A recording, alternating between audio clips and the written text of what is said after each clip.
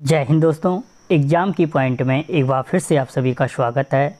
दोस्तों, एनसीईआरटी सार संग्रह के अंतर्गत आज हिस्ट्री की इस क्लास में हम बात करेंगे मौर्योत्तर काल के बारे में। दोस्तों, इससे पहले मौर्य वंश को मैं डीपली डिस्कस कर चुका हूं। अगर आपने नहीं देखा तो आप चैनल की प्लेलिस्ट से जाकर देख सकते हो।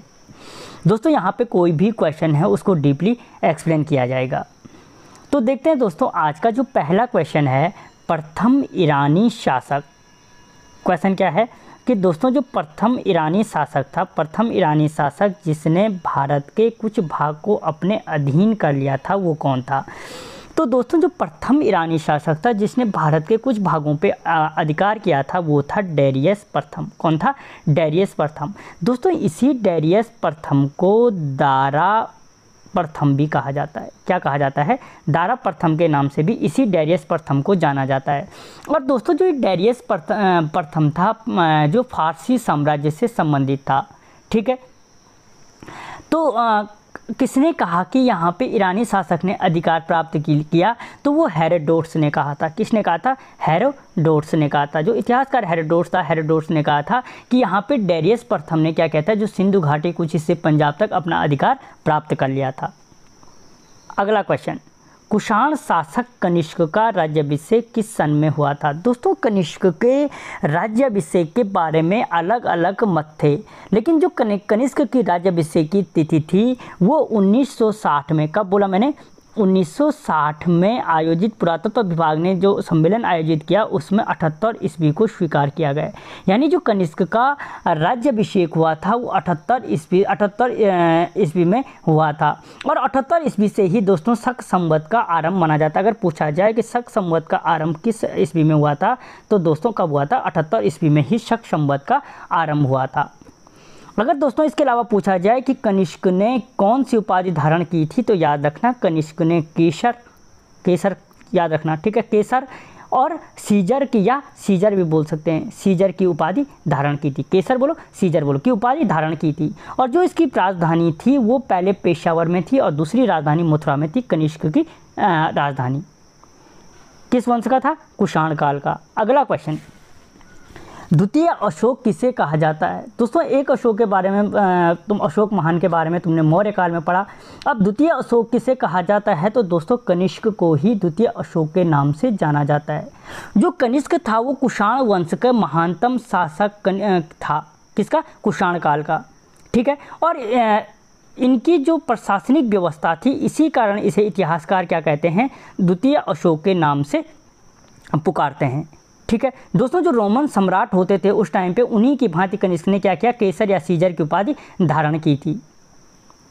ठीक है, और दोस्तों जो कनिष्क के राजकवि थे अश्वघोष। अगर मोस्ट इंपॉर्टेंट क्वेश्चन है कि अश्वघोष किसके राजकवि थे, तो किसके राजकवि थे? अश्वघोष कनिष्क के राजकवि थे।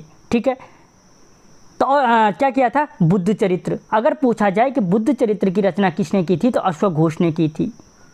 ठीक है, और दोस्तों इसका जो राजवैद्य था, देखो अश्वघोष उसका राजकवि महान, और चरक का नाम भी आपने सुना होगा। चरक जो राजवैद्य था वो भी कनिष्क के काल में था, और उसने अगर पूछा जाए चरक संहिता की रचना किसके काल में हुई थी, तो वो भी कनिष्क के कार्यकाल में हुई थी।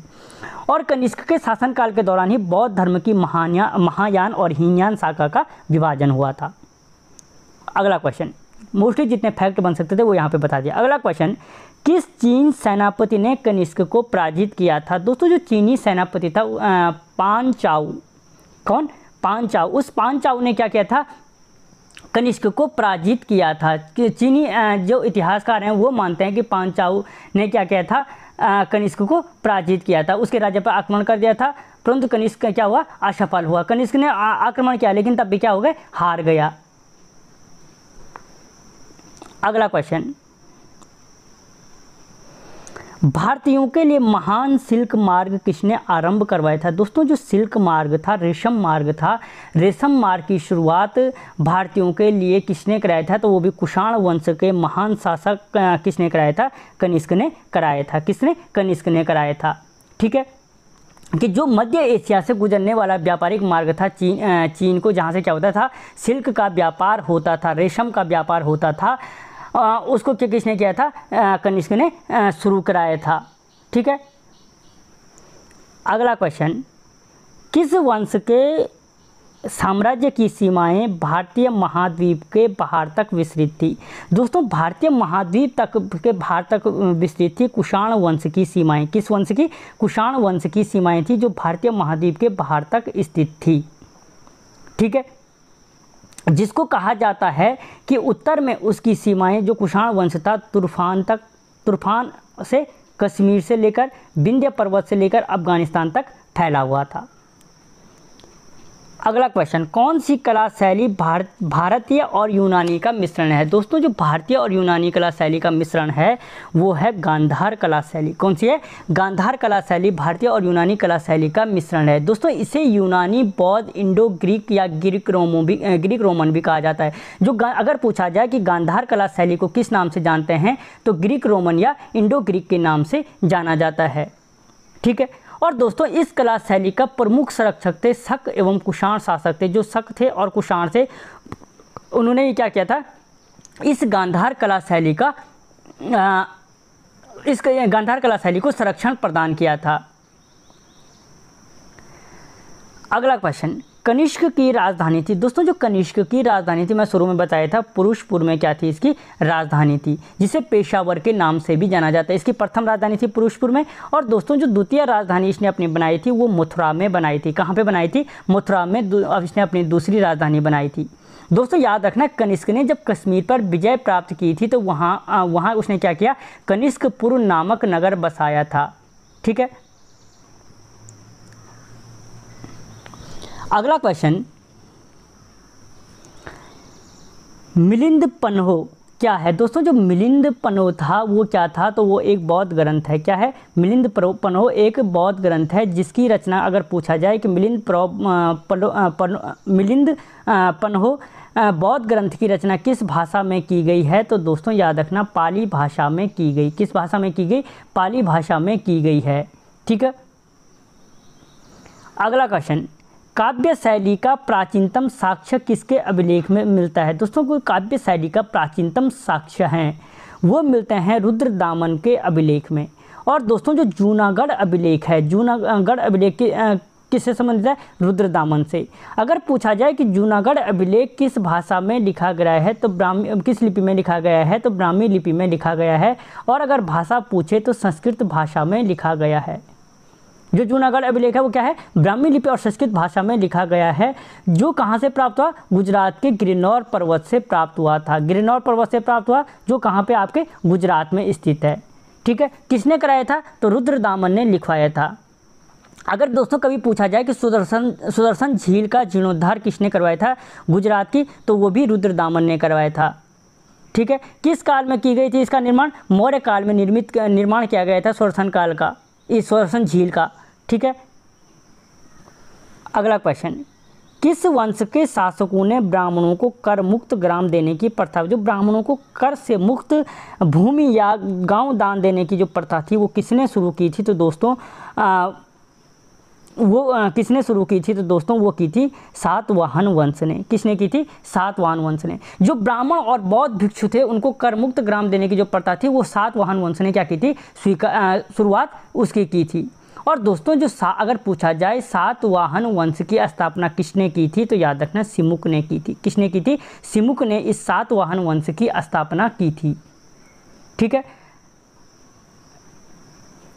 अगला क्वेश्चन, भारत में सर्वप्रथम सोने के सिक्के किसने जारी किए? दोस्तों, जो भारत में सर्वप्रथम सोने के सिक्के थे किसने जारी किए थे? तो वो इंडो ग्रीक ने जारी किए थे।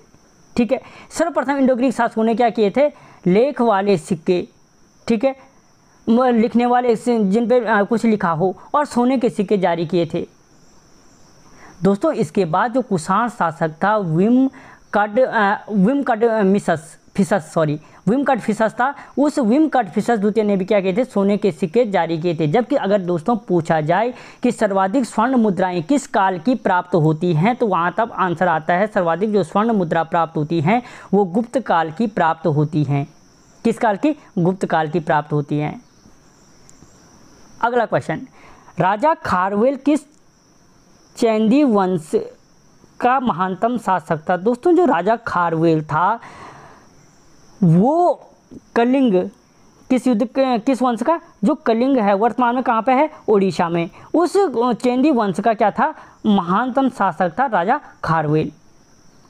और दोस्तों जो राजा खारवेल की जानकारी मिलती है वो उदयगिरी पहाड़ियों में स्थित हाथी गुम्फा अभिलेख से मिलती है। अगर पूछा जाए कि पहले हाथी गुम्फा अभिलेख है किससे संबंधित है? कलिंग से संबंधित है, ठीक है, राजा खारवेल से संबंधित है। कहाँ से प्राप्त हुआ? उदयगिरी पहाड़ियों से प्राप्त हुआ, ठीक है। और दोस्तों अगर पूछा जाए कि खारवेल किस धर्म का संरक्षक था, तो याद रखें जैन धर्म का संरक्षक था। किस धर्म का? जैन धर्म का संरक्षक था। लेकिन दोस्तों जो हाथी गुम्फा के अभिलेख हैं जो उदयगिरी पहाड़ियों से प्राप्त उनमें कोई भी तिथि नहीं है, ठीक है। और जो राजा खारवेल की जानकारी का एकमात्र स्रोत है हाथी गुम्फा अभिलेख। तो दोस्तों यहाँ पे मौर्योत्तर काल के बारे में इतना ही। मिलता हूँ अगले वीडियो में, तब तक जय हिंद।